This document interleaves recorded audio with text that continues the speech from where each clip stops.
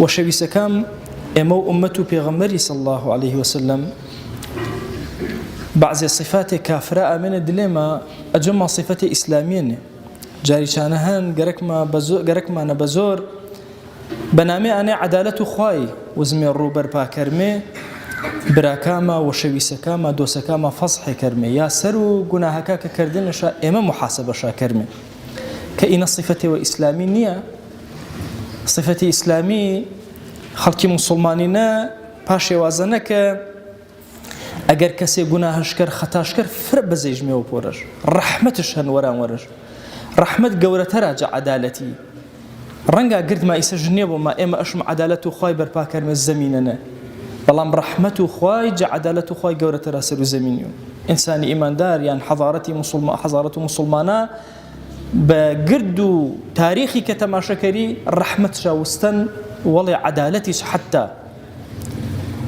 تماشو فرماشتي بيغمري كرد صلى الله عليه وسلم فرماو ادرأوا الحدود عن المسلمين ما استطعتم روايتي وانا ادرأوا الحدود بالشبهات روايتك اگر شي ضعف وشاسن بلام درجه وصحتي شا ورده برز بو يا بلو حسن لغيره بس حافظ ابن حجر فرماو فرماشتي فرماو اگر ایمانداری هلاشا کرد شبهه و بی حتی تاواتا حدود سرشا ولا برد حكم خوي جبجه ما كرد سرشاره اگر زانات بحال مخرج وهن فان كان له مخرج فخلوا سبيله واز شنو بعد بابلو راوي شرو سترش كرد باش مخو عفوش كرو هر كسي وتابي بامام وايمان دارا بغورو ايمان دارا فان الامام ان يخطئ في العفو خير له ان يخطئ في العقوبه اگر عفو كردنا غلط يشكرو خاصه چاني عقوبتنا غلط كرو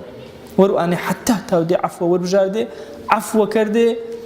اي بكا بيكتري شارده ان فلسفه واسلامي فرغورن امي ايمان دار اشم چني يكتري فرا جوان ما مالا كرمه ارو زمان وان اي تور كوملايتي واسميان اي فيسبوكي كامان دلما كارش كردن جور جمع مالا چني يكتري اسلاميتي بر كردن لوان خارج حتى عقل كيف مسلمان عال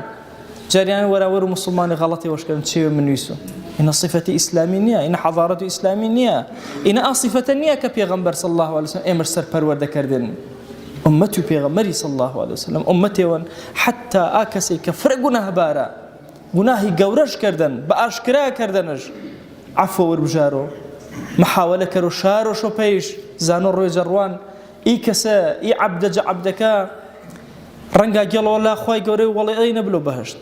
اي فلسفه فرقورن امتي اسلامنا كاشم ما ملشني كرمه فرماو تعافوا الحدود فيما بينكم محاوله كرده بين وقتنا عفو يكتري كرده حدودك برز ما كرده ما ملشني يكتري ما ملي نرم كرده شنو يقول ما واش فلان خطاج ورا ورك با خطاش كرده وين جا عفوش كرده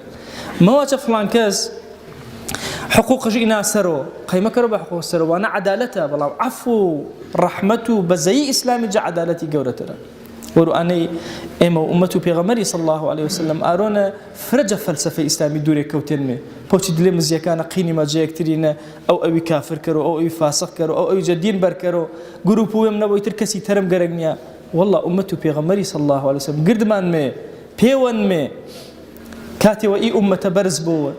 رحمه خواجه امام النووي بفرماو طائفه منصوره فرماو يكفي فرقانيه جا قردو فرقه كانت توزيعه هر يشابري وش طائفه منصوره نور انا انك اخوان نصرت الدين موسر سر دسي شارع داوا كرم جزاته باكو پروردگاري امته يلا وسر الرشد وش سر حقيقه اسلامي سر برنامج جوان ودينكيش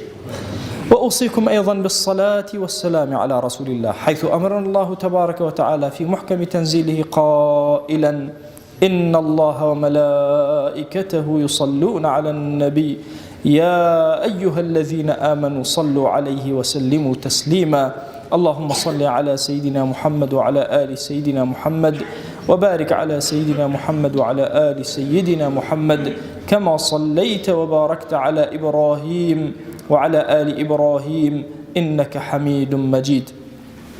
اللهم اغفر للمؤمنين والمؤمنات وللمسلمين والمسلمات ولمن أنشأ هذا المكان اللهم أعز الإسلام والمسلمين وأهلك الكفرة والملحدين اللهم انصر من نصر الدين واخذل يا رب من خذل الإسلام والمسلمين اللهم آت نفوسنا تقواها فزكها أنت خير من زكاها، أنت وليها ومولاها. اللهم لا تدع لنا في مقامنا هذا ذنبا إلا غفرت، ولا عيبا إلا سترت، ولا حاجة من حوائج الدنيا إلا قضيتها، ولا مريضا إلا شفيت، ولا عاصيا إلا هديت، ولا شابا إلا أصلحت، ولا أسيرا إلا فرجت، ولا مجاهدا في سبيلك إلا نصرت. آمين آمين والحمد لله رب العالمين. أقم الصلاة يرحمك الله.